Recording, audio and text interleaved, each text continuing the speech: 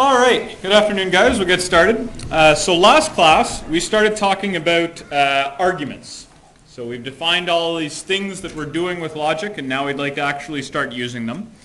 And what we did was we defined a bunch of, gave a bunch of rules of inference, and that was this long list at the end of last lecture, these things here.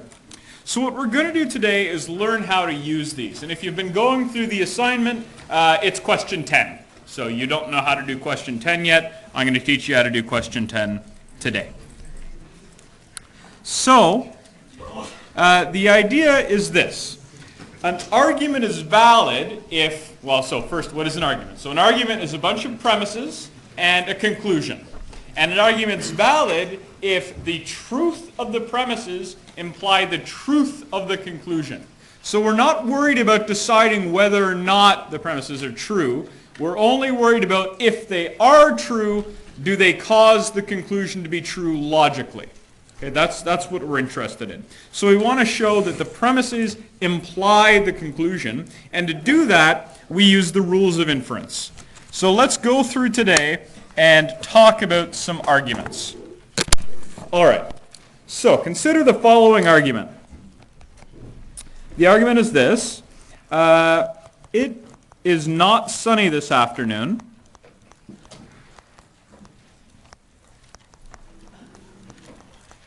And it is colder than yesterday.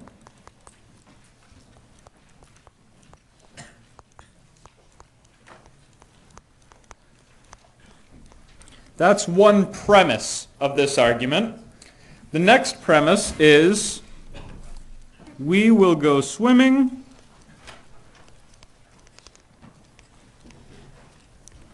only if it is sunny. That's the second premise. The third premise is if we do not go swimming, then we will take a canoe trip. So if we do not go swimming,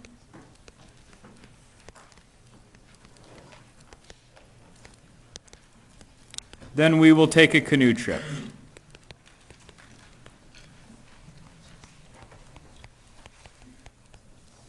And the last premise is if we take a canoe trip, we'll be home by sunset.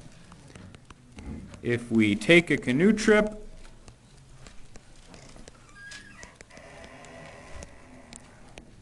we will be home by sunset. So those are the premises, and the conclusion is this.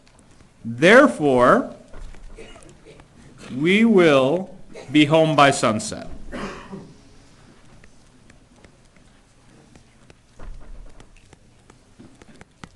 This is an example of an argument. And the question we'll ask ourselves in this course is, given an argument, is it valid? So here's how you do that. The first thing you should do is take the argument and translate it into logic. Right? And we know how to do that because we spent 2 weeks talking about that exact thing. So let's start with that. We'll let P denote it is sunny this afternoon.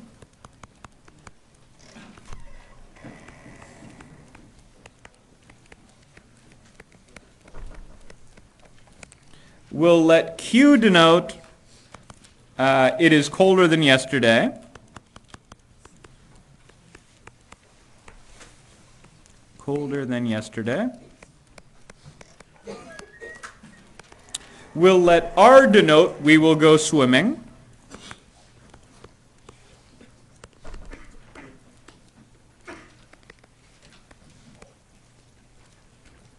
And we'll let S denote we will take a canoe trip.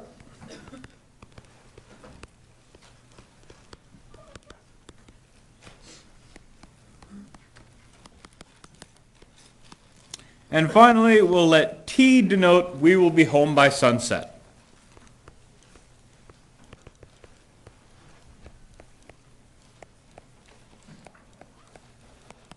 So notice I have to define a lot of things because there's a lot of premises.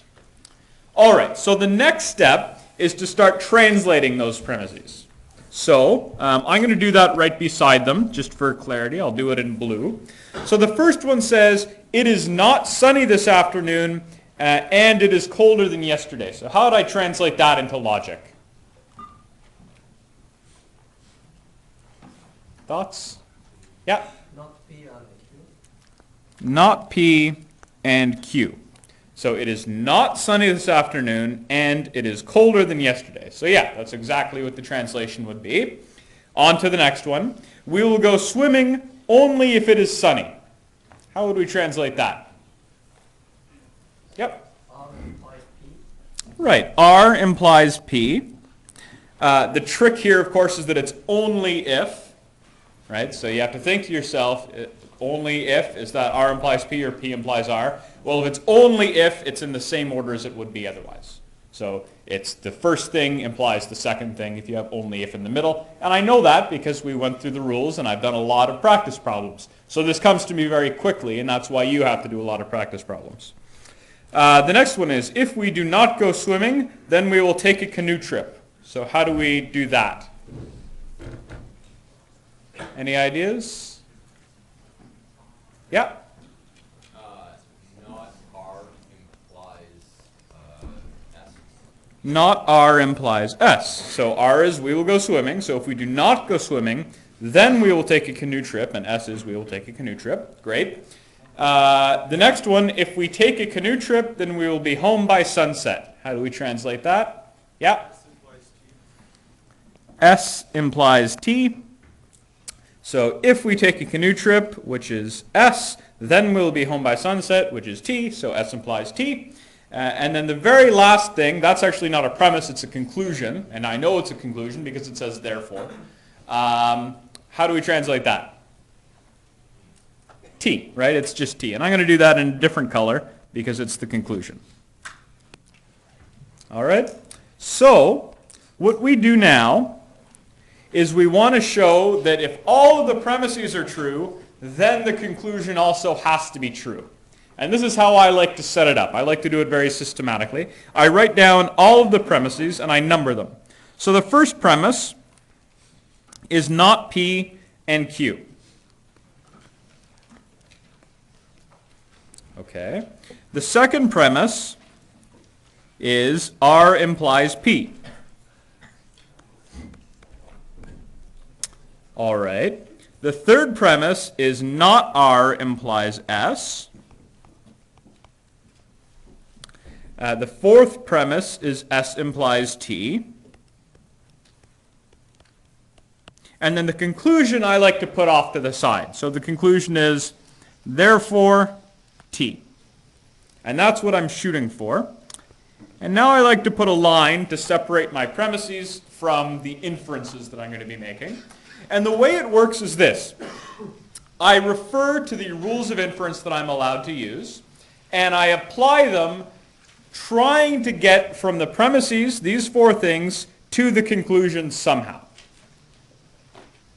Is it clear what I'd like to do? So let's see what I can do. I have a bunch of premises that have an implication in them, and I have one that has a conjunction. So let's go back and look at my rules of inference. And I want to look for one that has a conjunction. So that's the thing on the left side, the given side. This doesn't have a conjunction. That doesn't have a conjunction. This doesn't. This doesn't. This does. Right? P and Q. So I can apply the simplification rule to one of my premises. Okay, so let's see what that would look like. So I can have a new thing, I'll label it number 5, and I'm allowed to conclude from premise 1 that not P is true. And I'm also allowed to conclude that Q is true. Both would be valid things to conclude. I'm going to conclude that not P is true. And the way I'm concluding that is from simplification of premise 1. So simplification of the thing on line 1. Now I've inferred something, and this makes sense, right? If I know, if I'm taking as true that not P and Q is true, then I know that that not P is true. right? If I take the one as true, then the other one also has to be true. All right, so now it's kind of like I have another premise. It's kind of like not P is now a premise, and now I can work with that. All right, so what I have left is a bunch of implications, and I know something about not P. The only implication that involves anything related to P is implication number 2. And what I have is an implication and the negation of the thing on the right. That's what I know. So I go to my list of rules. I have an implication. That's an implication. And I have the negation of the thing on the right. Well, that's P. That's not what I have. So let's keep going. I have an implication and the negation of the thing on the right. This is exactly the situation I have, right? This situation right here. So what am I allowed to conclude? I'm allowed to conclude the negation of the thing on the left. If I have an implication and I have the negation of the thing on the right, then I'm allowed to conclude the negation of the thing on the left. So let's see what that looks like in this context. This is another inference I'm doing, so I'll label it number 6. I have R implies P. I have the negation of the thing on the right, so I can infer the negation of the thing on the left, which is not R, right? The left is R, so the negation is not R. And I derived that, I inferred that from modus tollens. That's the name of the rule. And what did I apply that to? I applied it to steps 2 and 5, right? Because modus tollens requires me to be given 2 things, and these are the 2 things. All right, so let's continue on. Step 7. I now know that not R is true, and I have this implication involving not R, but now not R is on the left. So I have an implication and the thing on the left. So if I look up my rules, I see, oh, modus ponens says if I have an implication and the thing on the left is true, I'm allowed to conclude the thing on the right. So let's apply that to our situation. I have an implication, not R implies S. I have the thing on the left. Therefore, I can infer the thing on the right, which is S. That's by modus ponens of 3 and 6. That's how I inferred that fact. And now I can actually do the exact same thing again, because I have S, and I have S implies T. Therefore, I can infer T using the exact same logic. So that's T, and that's using modus ponens of 4 and 7. And now notice what's happened. I wanted to show that T was true, and that's exactly what I did. Right? These things match. So what I did was I assumed that the premises were true, and I inferred or derived that the conclusion was true. And that means this is a valid argument. This is a valid argument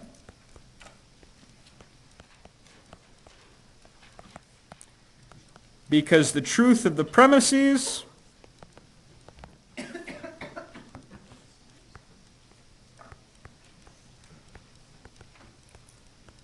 implies the truth of the conclusion.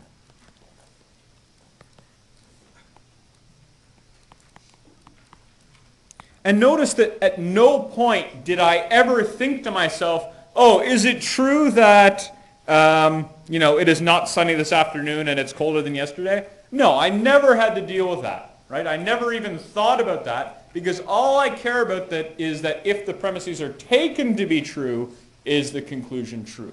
That's what it means to be valid. Debating about whether the premises are true, that's something else entirely, and we don't really care about that right now. Okay? So any questions about what I did here? Does this make sense?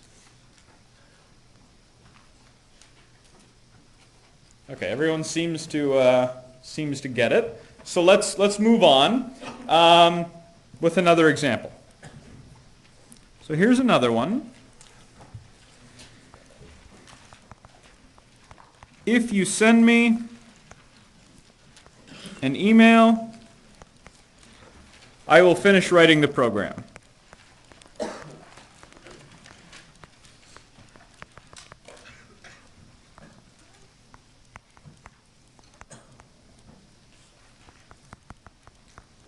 If you do not send me an email, then I will go to sleep early.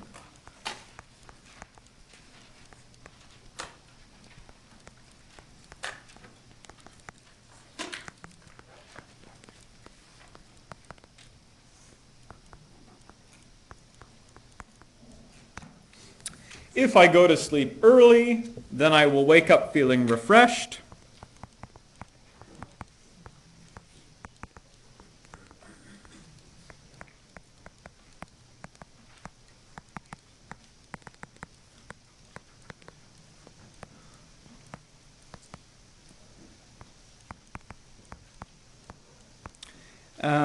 And the conclusion is, therefore, if I do not finish writing the program,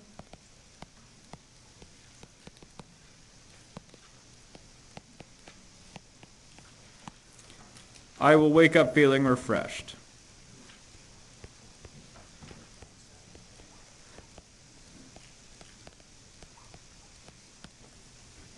Does that make sense? Everyone understands what the argument is? So do we think this is a valid argument or an invalid argument? Just intuitively. Invalid? Who says invalid? Who says valid? Who says neither invalid nor valid? Bold. Okay. So the first thing you do is you translate it into logic. That's always the first step for talking about these arguments. So let's do just as we did before. I'll say P is you send me an email. Q is I will finish writing the program.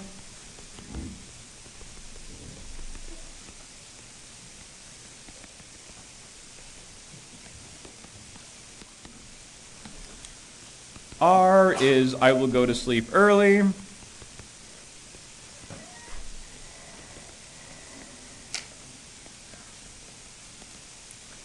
And S is I will wake up feeling refreshed.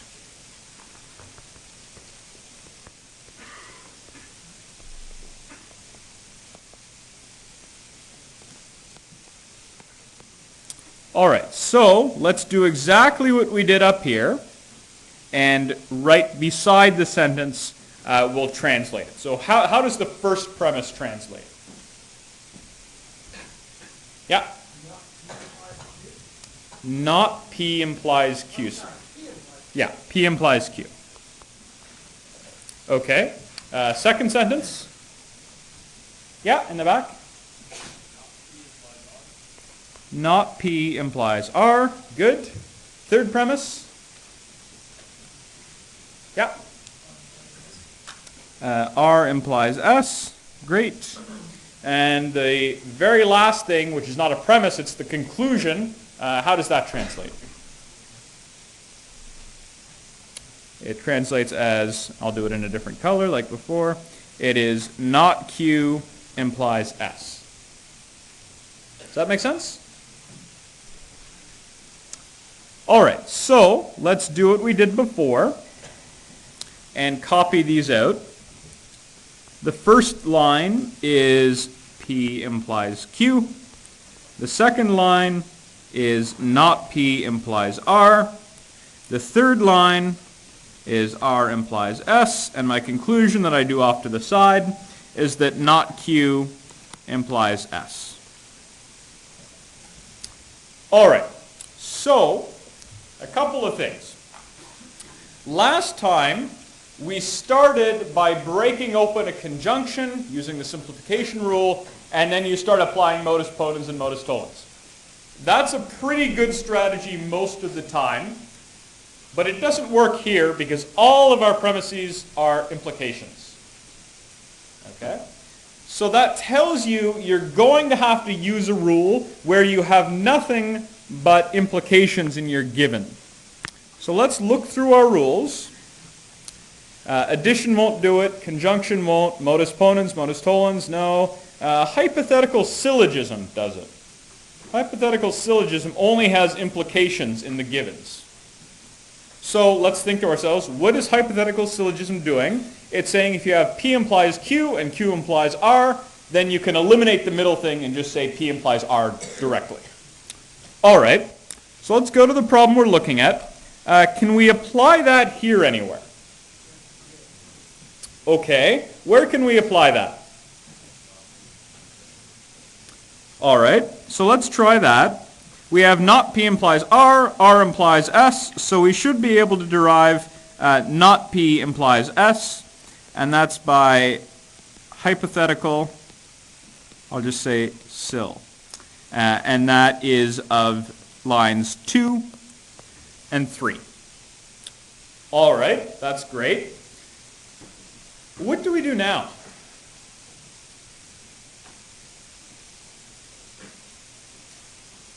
Any ideas? Yeah.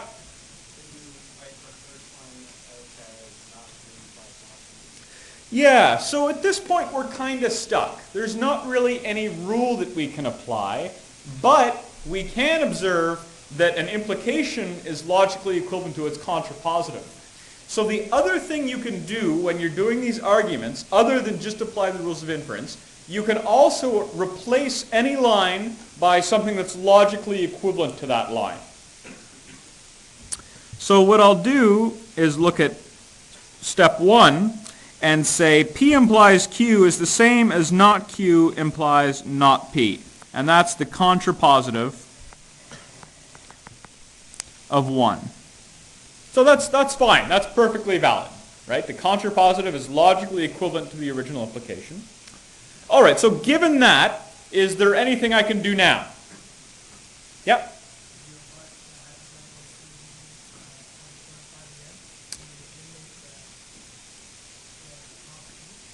Right, so at this point I can say, all right, well, I have not Q implies not P implies S, so I can apply hypothetical syllogism here to get not Q implies S. So that's hypothetical syllogism of 4 and 5, right? Exactly that. And now we look to ourselves, we look at what we've written, and we see we've inferred that not Q implies S is true, and in fact that's exactly what the conclusion was. So these two match, and the argument's valid. So we did the exact same steps as before, except we used different rules of inference. And we also did this trick where you can replace any line with a line that's logically equivalent to it. Any questions about how I did this? So as you do more and more of these, it gets easier and easier to see what rule you'll have to apply next. Right? You get better and better at it over time. Let's do one more example before we switch to a different kind of argument. Either I study or I fail. I did not study. Therefore, I fail. All right, so what you do is you say S equals I study, F equals I fail, and I'm not going to bother writing it out beside each one. I think at this point we can see that the translation is going to be this. It's going to be S or F for the first one, and not S for the second one, and the conclusion is F. This is actually a very short one. What rule do I apply here? Well, let's look at my list of rules. What am I going to apply? Yeah? Sure? Sorry?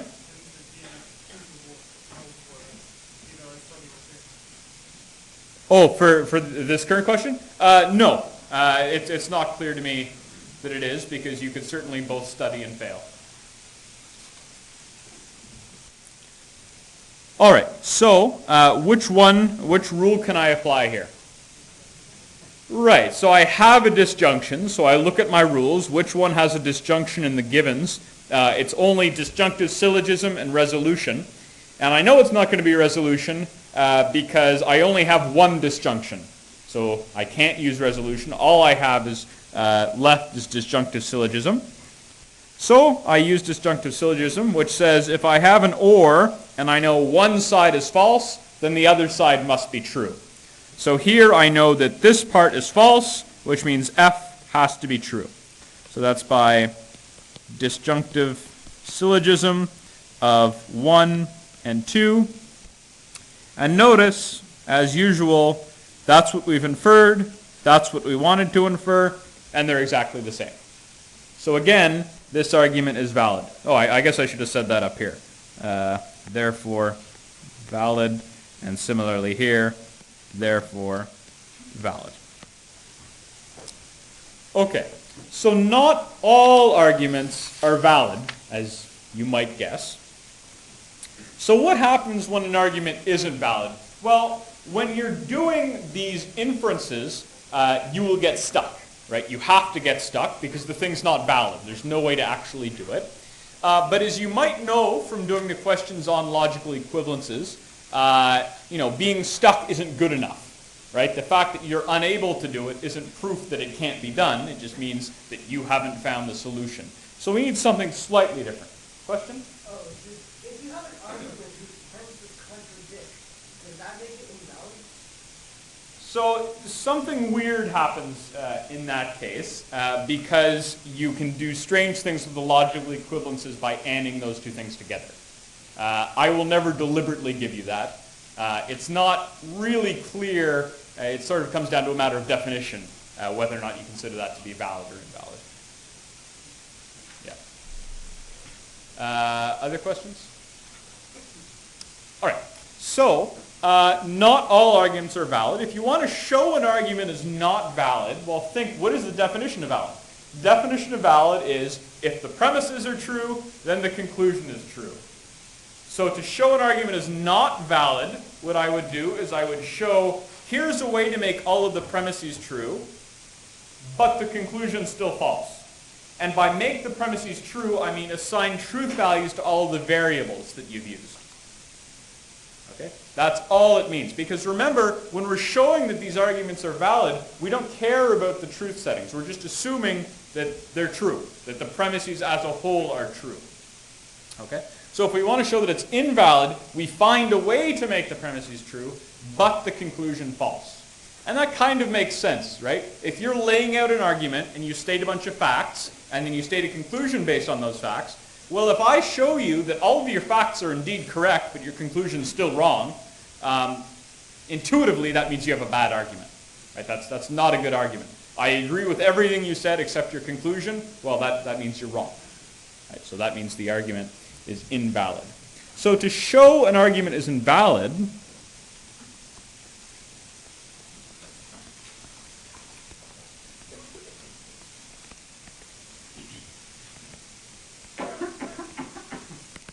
to show an argument's invalid, you find truth values for each proposition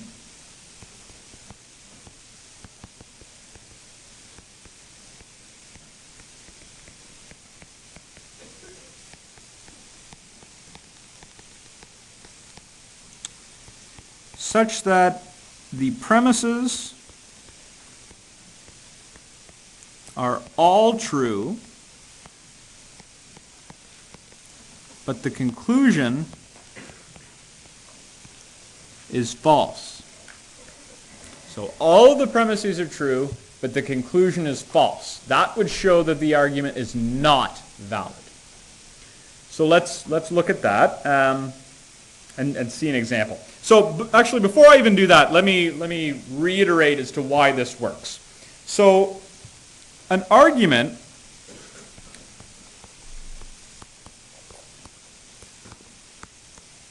has premises, say P1, P2, P3, all the way up to Pn, and conclusion C.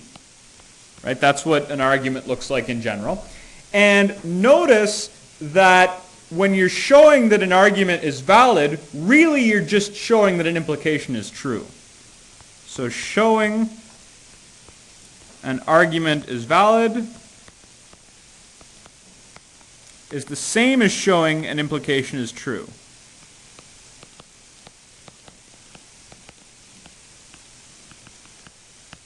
Okay, and the implication is this. It's P1 and P2 and P3 and so on all the way up to Pn, all implies the conclusion. Right? That's really what we're doing. If you assume that all the premises are true, then the conclusion is true. That's an implication. So showing an argument is valid is exactly the same as showing that this implication is true. And the only way for this conclusion to be, for this argument to be invalid is if this implication is false. Right? So argument invalid is the same as the implication is false. And how do you make an implication false? Well, you make the left thing true and the right thing false. Right? And if you have true implies false, that's false. That's the only way to do it. All other truth settings make the implication true, which means the argument is valid. And when you think of it this way, hopefully you realize that this is why we don't care whether or not the premises happen to be true. Right? Because if one of them happens to be false, well, then the thing on the left is false anyway. So the implication is true and we're done. Right? It's only if the premises are true, then the conclusion is true. We care about the implication. That's what we're trying to prove. So hopefully that sort of gives you a frame of reference for why we want to do it this way. If we want to prove that the argument is invalid, we prove that this implication is false. And to prove that the implication is false, you find some way of making all of these true, but the conclusion false. That's why we're doing what we're about to do. Is that clear to everyone? Hopefully it'll become even more clear when we do an example. All right, so let's see an example of an invalid argument. Here it is. So if I did all of the suggested exercises,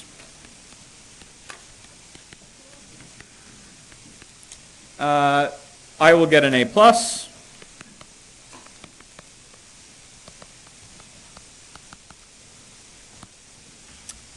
I got an A+. Therefore, I did all of the suggested exercises.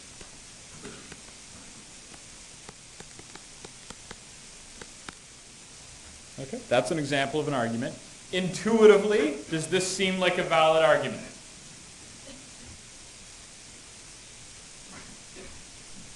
Yep.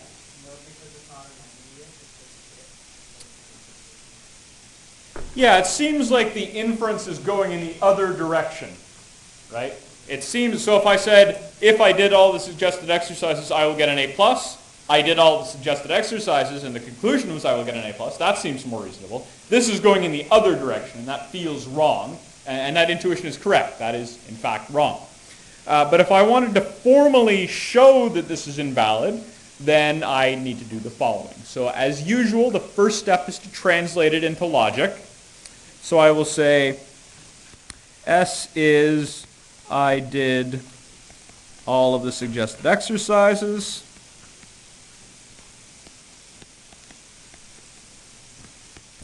And A, we'll say, is I got an A+.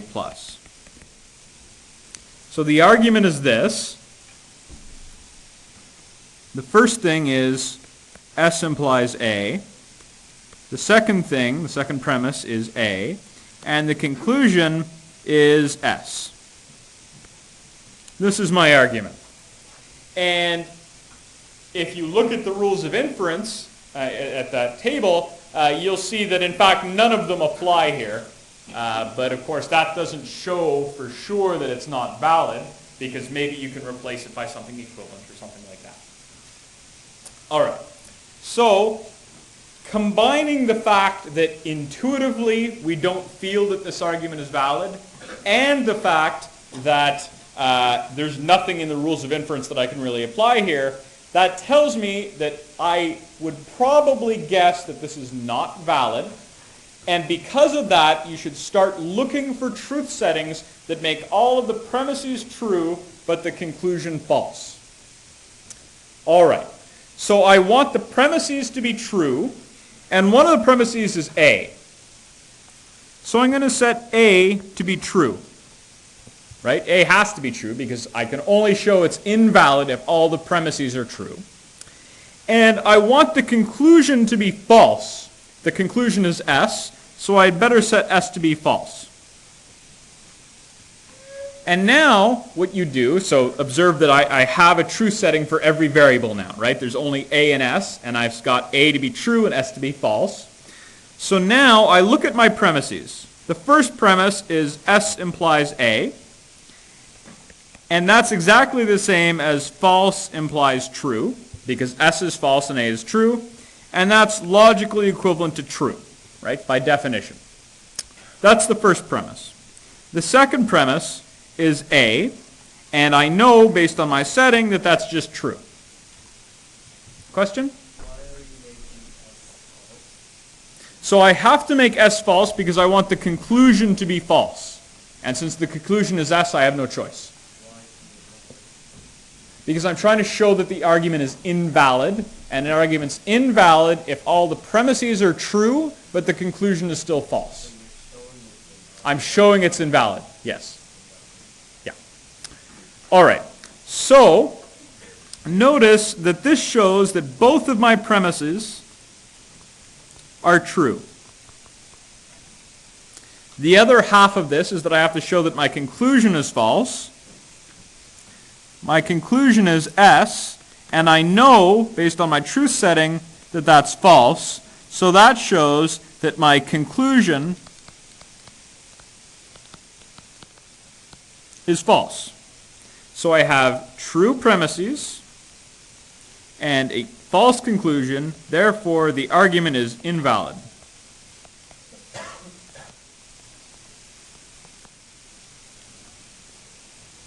That's how you prove or show that an argument's not valid. Question there?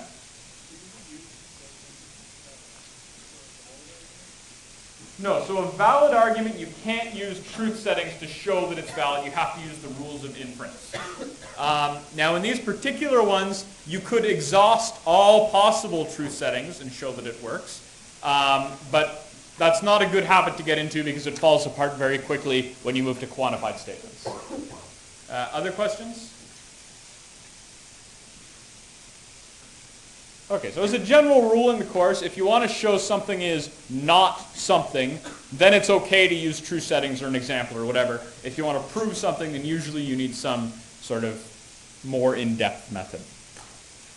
All right, so one thing to notice is that in this particular example, this is the only possible truth setting that works. If I do any other truth settings, it won't work. So for example, if I set S to be true, then that doesn't show that the argument is invalid because the conclusion is true. All right? So this somehow is an easy example because by thinking about it for a little bit, you know for sure what the truth settings that work will have to be. In general, it won't be that easy. You might need to reason it out a bit. And there could be more than one set of truth settings that does the job. Right? So sometimes you'll have some choices. Doesn't matter which choice you make as long as it works. All right. So let's see what happens when we add in what we've been doing in the previous classes, and that's predicate logic. So what happens when you have arguments with quantified statements?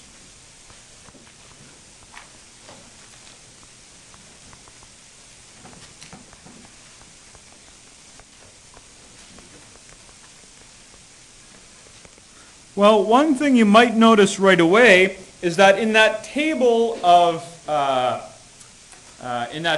rules of inference, none of those rules had quantifiers in them. So if you have an argument with quantifiers, something else has to happen. Right? You need some other rule to handle that because we don't have any rules for that. There are 4 quantifier rules, and I'll tell you what they are in a second. Basically, they are to add in a universal quantifier, to get rid of a universal quantifier, to add in an existential quantifier, and to get rid of an existential quantifier. Right? There's 2 quantifiers. You might want to add or remove them, so that's why we have 4 rules. All right? And you might want to add them in if your conclusion is universally or existentially quantified. Okay? So, the first thing you should remember is that Px is a propositional function.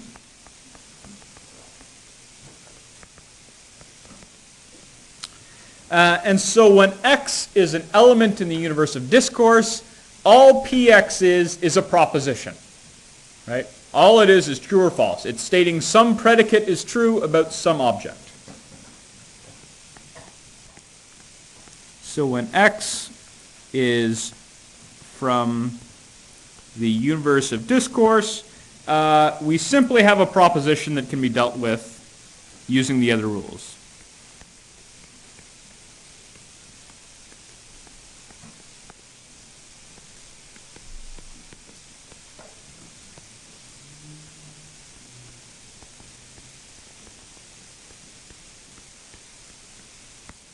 So the propositional function aspect of predicate logic, that's fine. That doesn't add any difficulty. It's just a shorter way of writing propositions. That's not bad. We can handle that with what we have. The thing that makes it difficult or requires a change is that we need something to deal with quantified statements. So we need rules for the quantifiers. So let's talk about those rules. This is in roughly increasing order of weirdness. All right, so the first rule is called universal generalization. And it says this: given for all x px, you're allowed to conclude pc for any c you like in the universe of discourse.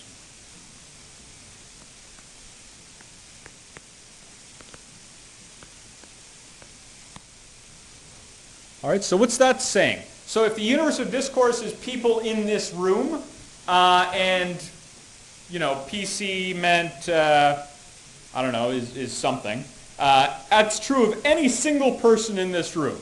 So maybe the universe of discourse is a set of people in this room, and px means x is in comp 1805. Well, I could point to any single one of you, and that predicate would be true of you, because it's true of everyone. Right? So if something is true of everything in the universe of discourse, then it's true of any one thing in particular. Right? So PC is somehow saying less about the world, but that's okay. It might come in handy for some reason.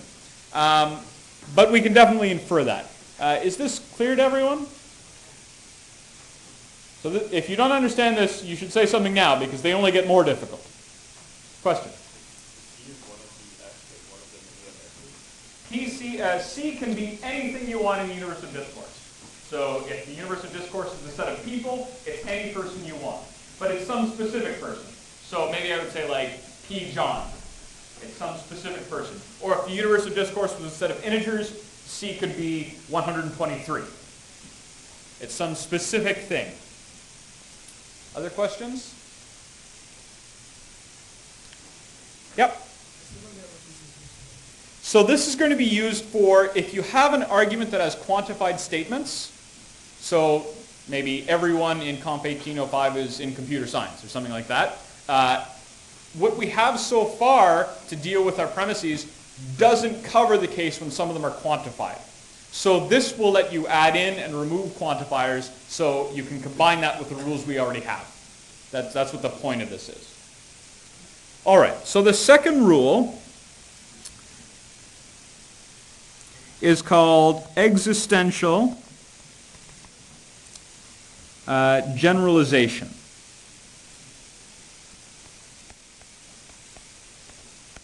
I'm sorry, I gave the wrong name for the previous one. It's instantiation. I'm sorry about that, guys. Existential generalization is kind of the opposite. It adds in an existential quantifier. Okay? So if I know for a fact that, say, someone in this room is a Comp 1805 student, then I could say there exists someone in this room who is a Comp 1805 student. Right? So that's like saying, okay, I know that Michael is a Comp 1805 student, therefore there exists a person who is a Comp 1805 student. Again, this is kind of weird because it almost feels like I'm losing information. I'm becoming more vague, but that's okay. Right? You're allowed to become more vague if it's useful later on. So this is how you add in an existential quantifier.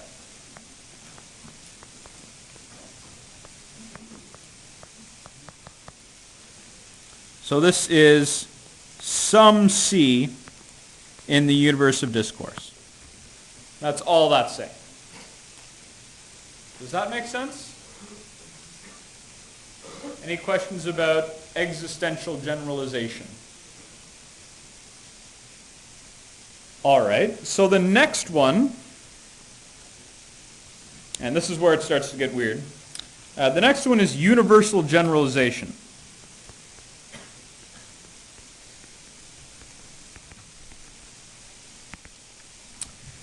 This says,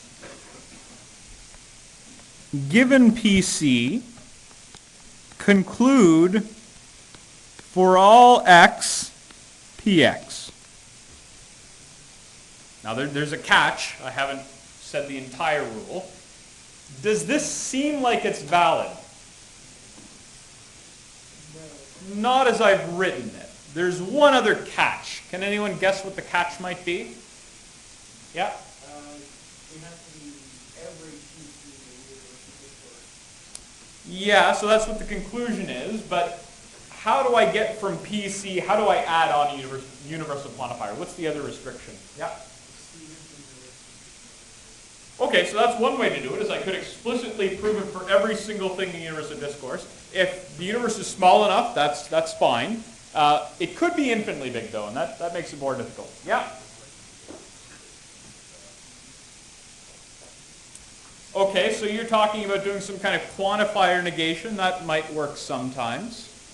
So the thing that has to happen is that PC has to be what's called arbitrary.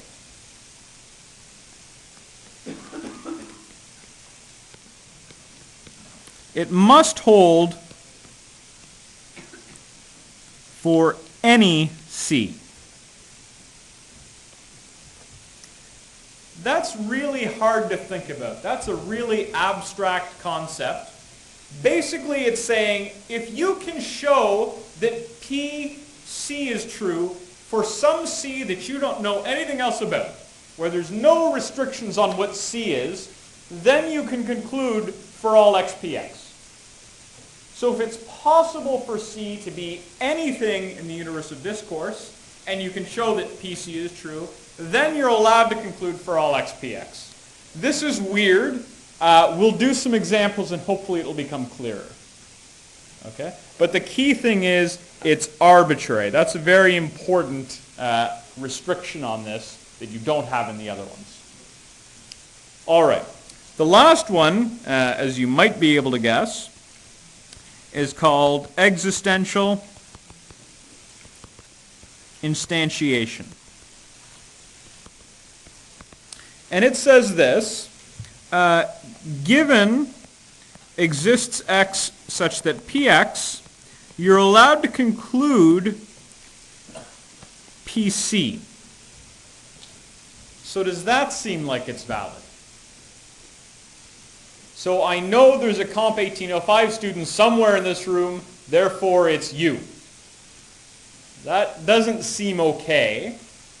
But what I could say is I know there's a Comp 1805 student in this room, therefore it's person X. So at that point, X is really just a name for the person.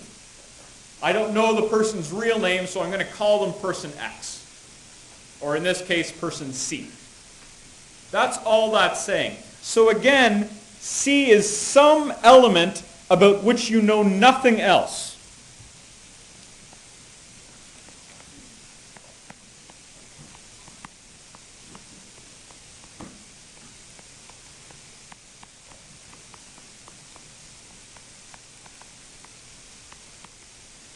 So for example, if I said there exists a computer science student in this room, and later on I said there exists a math student in this room, well, I could give the computer science student the name X, but now I know something about X, and that's fine. But later on, if I wanted to do existential instantiation on there exists a math student in this room, I couldn't instantiate that with the name X, because I already know something about X. I know that they're a computer science student. So I would need a new name, a fresh variable, that's sometimes called. So I would have to say Y is the name of the student who's in math. So now I've instantiated both of those things, but I've done it with different names.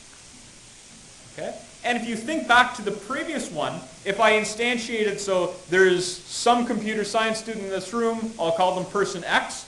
Well, if I went back and tried to apply universal generalization to that, I'd be able to. Right? Because X is some arbitrary thing that I don't have any control over.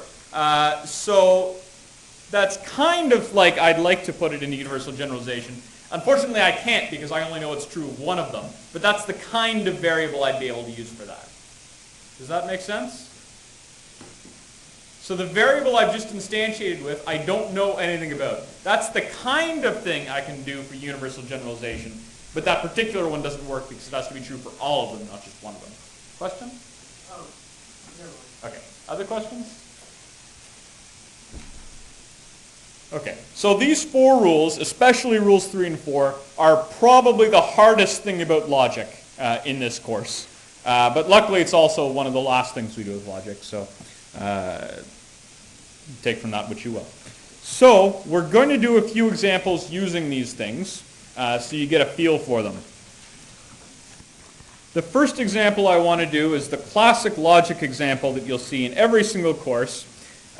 Notice that now I'm starting to do arguments with quantifiers, which means I need to tell you what the universe of discourse is.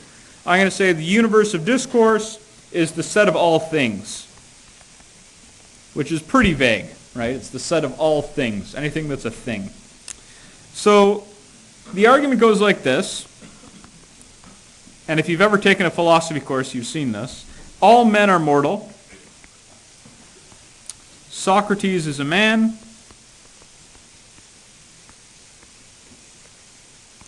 Therefore, Socrates is mortal.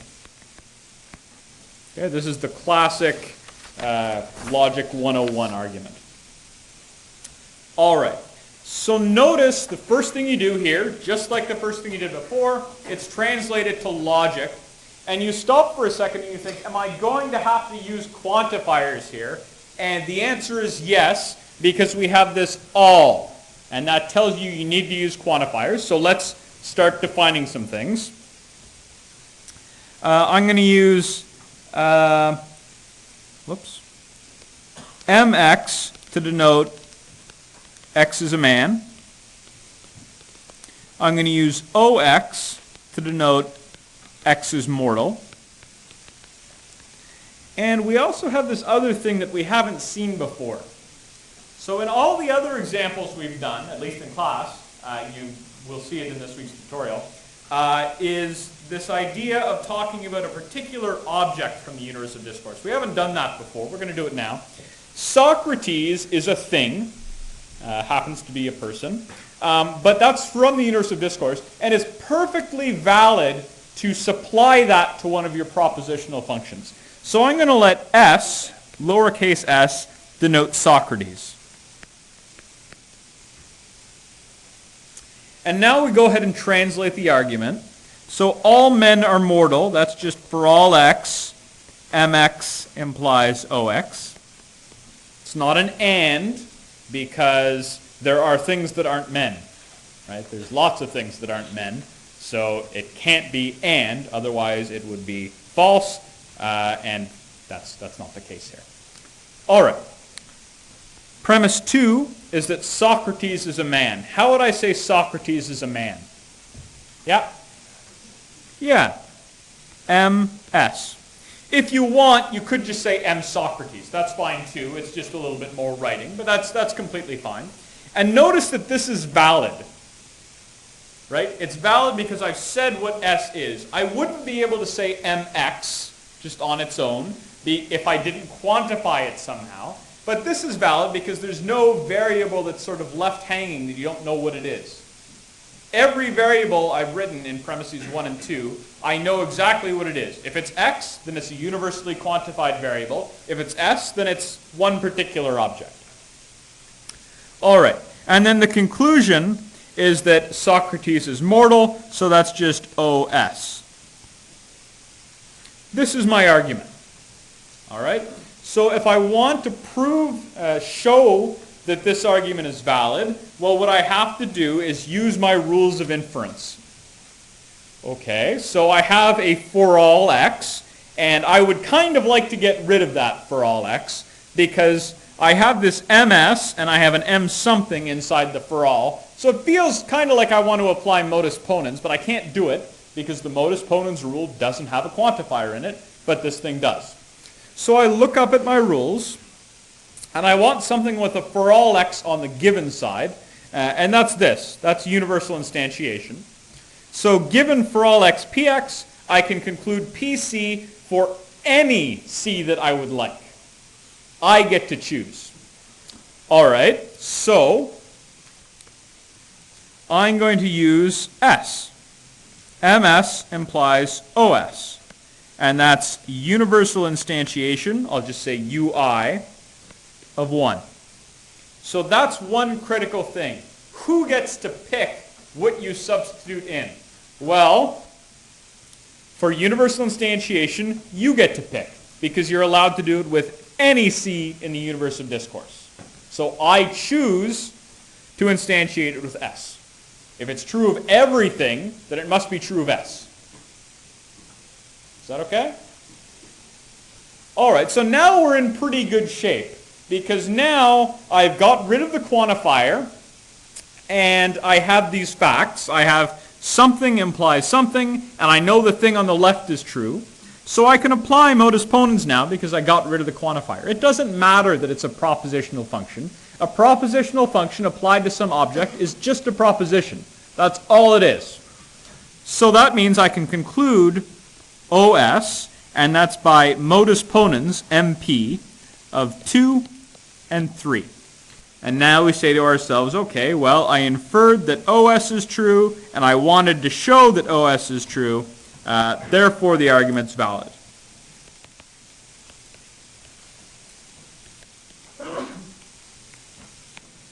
Notice I could have instantiated in line 3 with anything I want. I could have inferred M John implies O John. That's perfectly valid, but you wouldn't, because that doesn't get you anywhere. Right? If you did that instantiation, you wouldn't be able to do modus ponens on it, so why would you do it? Right? It's correct, but who cares? All right. So let's move on to another example. Any questions about that example before I move on? Yeah? No? Okay. So this is the general technique. The first thing you do is you get rid of quantifiers, do a normal inference like you did before, and then add the quantifiers back in if you have to. In this example, the conclusion wasn't quantified, so we didn't have to add them back in. In other examples, the conclusion will be quantified, and so we do have to add them back in. All right, so let's do another argument. The next argument is a student in this class has not read the textbook.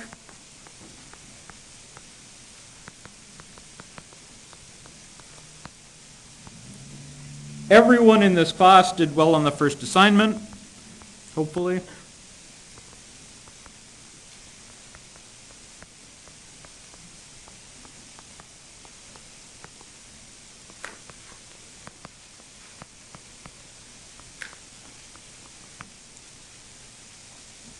Therefore, someone who did well on the first assignment has not read the textbook.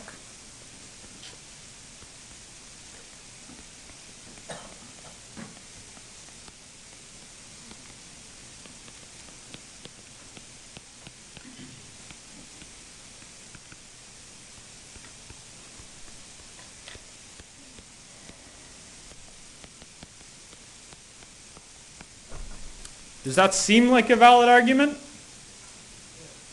Yeah, so most people seem to say yes. So let's show that it is.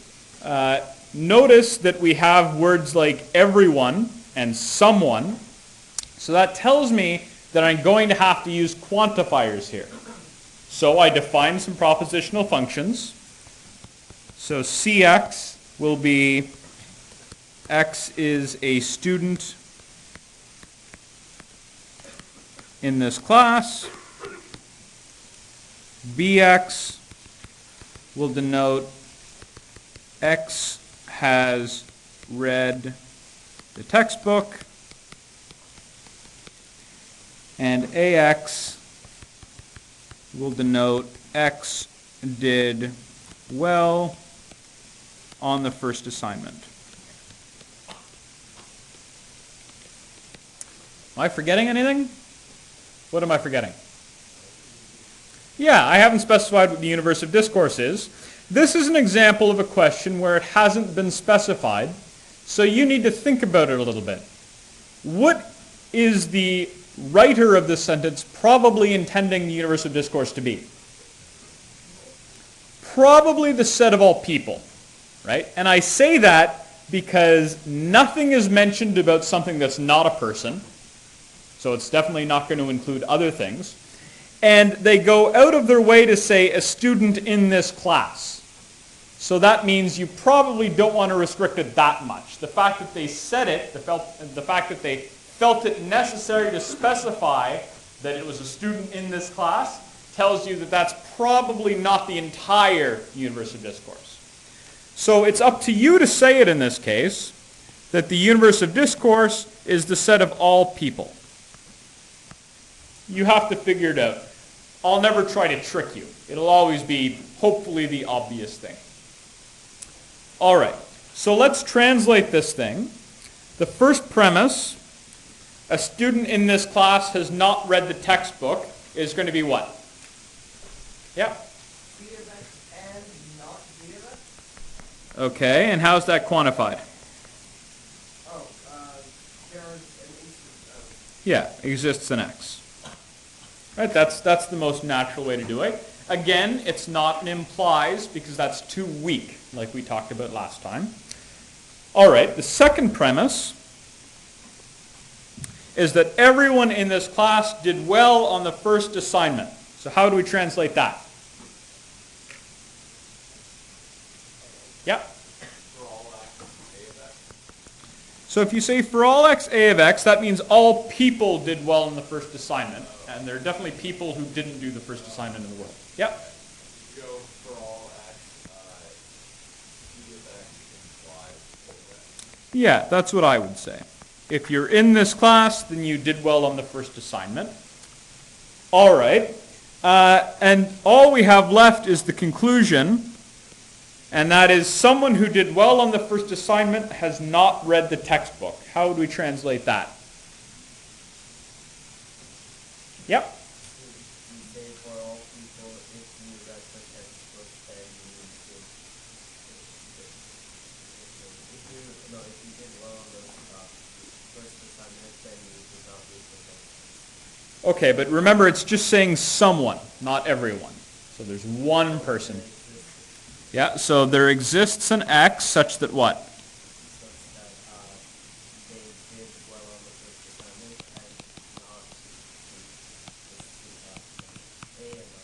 Yeah, exactly. So that's the argument. And notice now that everything is quantified, which means we're going to need to do some things to get rid of the quantifiers and then other things to add quantifiers back in, because the conclusion is quantified. So at some point we're going to need to add a quantifier back in. All right.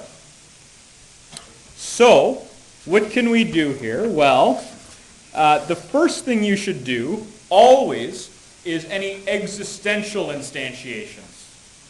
Okay? So we'll go back up and we'll look at the rule for existential instantiation. Existential instantiation says, given there exists an x such that px, conclude that pc, but you're not allowed to use something you've seen before as the variable.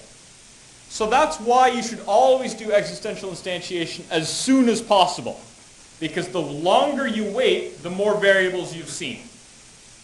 So do existential instantiation first. So let's do that. We have exists an x such that cx and bx, so I'm going to conclude ca and, not ba.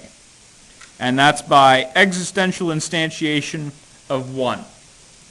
And notice I have no idea what A is. I have no idea what person A refers to. It's just some brand new variable that I haven't used before. Right? If it's true that there exists an x such that cx and not bx, well then some variable setting must make that true. And I'm saying the name of that variable is A. That's all I'm saying here. All right. So after you've done all of the existential instantiations you would like to do, the next step is to do all of the universal instantiations you would like to do. Because remember, when you do universal instantiation, there are no restrictions on what you instantiate with. Right? It's true for any single object you like. And in this example, I'm going to instantiate premise 2, and I'm going to instantiate with A. Because I'm allowed to use anything from the universe of discourse that I like, and I choose A. So that will be CA implies AA. And that's by universal instantiation of 2. Notice that if I did these two steps in the other order, I would be technically incorrect. I'm not allowed to do this in the other order. If I instantiated CA implies AA first, I could not then instantiate, I could not then do existential instantiation with A, because A is already a variable I've used. I already know something about it, so I can't instantiate with it existentially anymore. You can only instantiate universally with a variable that you've already used or seen. Is that distinction clear? Okay. Question? But if it works for every A in the universe of discourse, then it could be, because The first step would be valid. Yes. So the universal instantiation, if you did that first, that would be valid, but the following existential instantiation would not be valid.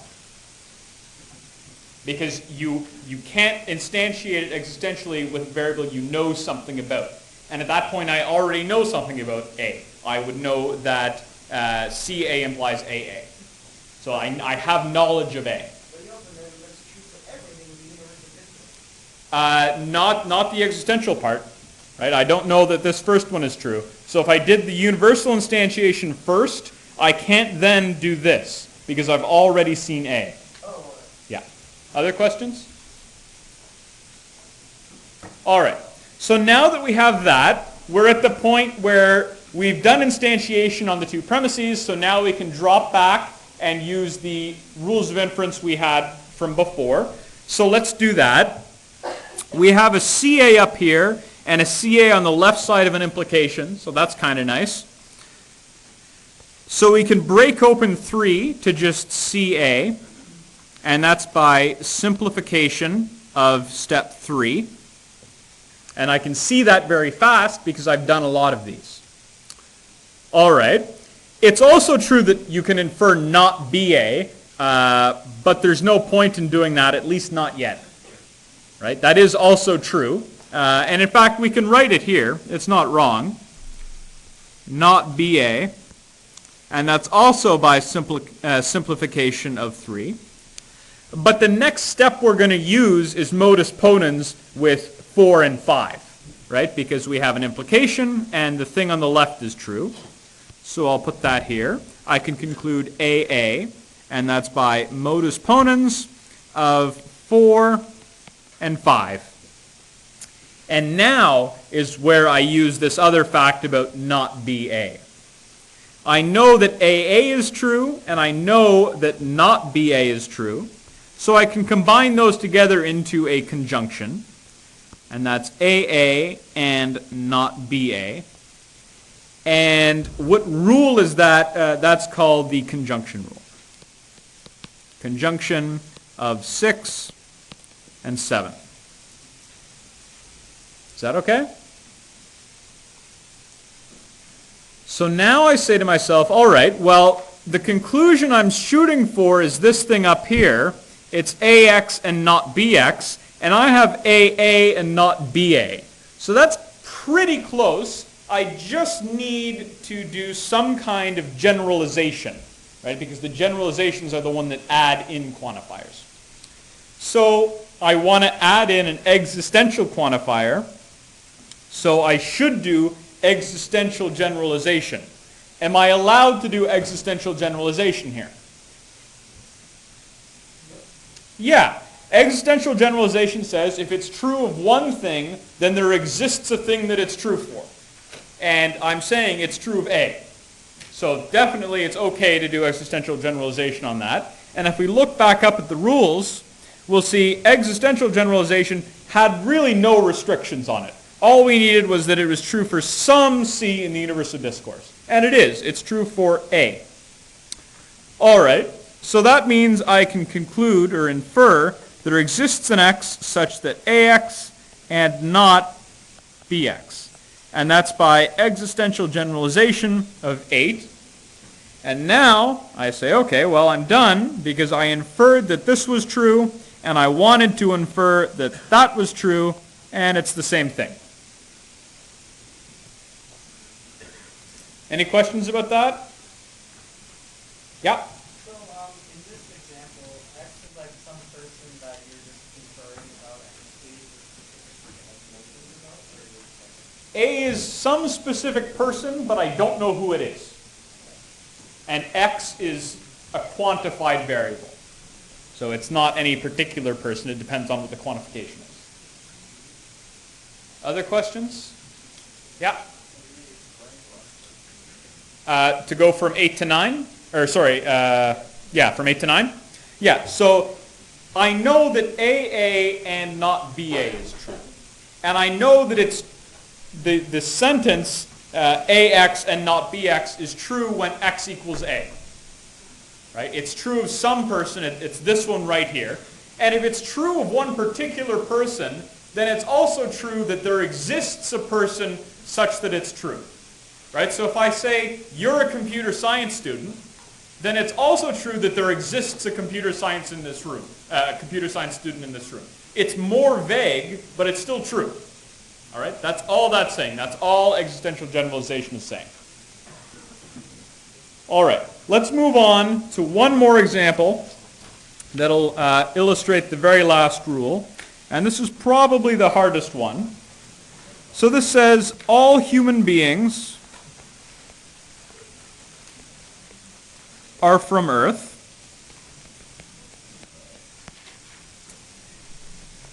Every person is a human being. Therefore, every person is from Earth. That's what it's saying. And in this example, I'll tell you the universe of discourse is the set of all things. Because this would be kind of a hard one to reason about if I didn't give it to you. All right, so let's define a few things. HX will mean X is a human. EX will denote X is from Earth. And the premises are, well, the first one is all human beings are from Earth, which means if you're a human being, then you're from Earth. That's the first premise. The second premise is that every person is a human being. Well, now it gets kind of messy because we need a little bit more stuff, right? We kind of missed something. So two things could happen at this point. Two things can happen at this point. Your universe of discourse could be wrong or changed, or you could define another predicate for being a person. Those are the two things you can do. Any thoughts on what to do? Yeah. Yeah, you probably want to define a new predicate. That's the most straightforward thing I can think of. The reason I don't want to change the universe of discourse so much is we already have this human beings thing, and somehow it gets messy to restrict it to people, because then you have to worry, is there a difference between human beings and people and all of that stuff. So the second premise is that every person is a human being. So that says for all x, what? Every person is a human being. Px implies hx. All right. And the conclusion is every person is from Earth. So what's that saying? For all x, Px implies Ex. Yeah. So this is a case when it seems like all we're talking about is people, but I still want the universe of discourse to be all things. All right. So now that we have that, let's reason this out using the rules of inference. I would like to first get rid of my universal quantifications, and that's usually pretty easy because I can instantiate them however I want. So I'm going to instantiate the first one, and that is HC implies EC, and that's by universal instantiation of 1. Okay. I also have the other one that I'd like to instantiate. I'm going to also instantiate that with C. PC implies HC. That's by UI of 2. Notice that I'm shooting for PX implies EX for all x. So what should I do next? Yep.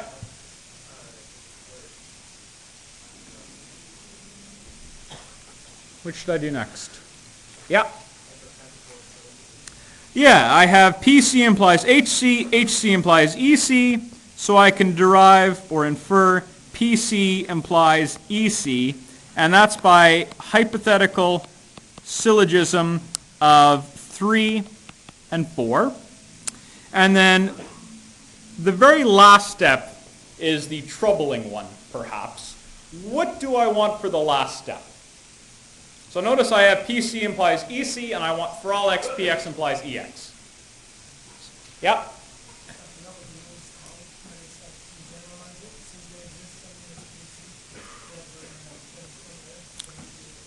Yeah, so I do for all x, PX implies EX, and that rule is universal generalization of 5. Why am I allowed to do that? Why is that okay? Yeah? C is arbitrary. When I instantiated lines 3 and 4, C could be anything at all in the universe of discourse. When I instantiated it, I said, I don't care what it is. It could be anything. Absolutely no restrictions on what C is. So that means I don't know anything about C here, and I don't know anything about C here. C is completely arbitrary.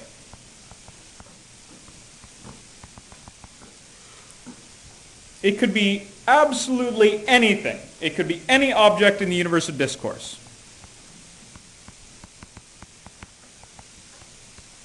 And that is why I'm allowed to do universal generalization in step 6. It's only valid if in this case C, but in general whatever variable you're instantiating with, is true of anything in the universe of discourse. And in this case it is. So this is the usual pattern for using a universal generalization. It's typically the result of a previous universal instantiation. Yeah? So if you use at some point by instantiation, then we would do that? Right. Because you're instantiating it with some particular thing, and you know something about it at that point. All right, that's it for today, guys. Thanks.